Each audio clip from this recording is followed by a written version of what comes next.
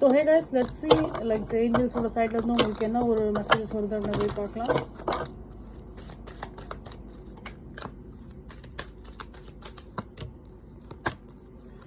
So helpful people, ask your angels. Okay, recovery. Okay, so guys, like overall நீங்க வந்து ஏதாவது ஒரு சில விஷயத்தை வந்து நீங்க யோசிச்சு வச்சிருக்கீங்க அப்படின்னா, ஸோ அந்த சில விஷயத்துக்காக நீங்க மற்றவங்க கிட்ட ஏதாவது ஒரு சில ஹெல்ப் நீங்க வந்து கேட்கலாம். ஒருவேஸ் நீங்க வந்து உங்களோட யூனிவர்ஸ் கிட்டே நீங்க வந்து ஹெல்ப் கேட்கலாம்.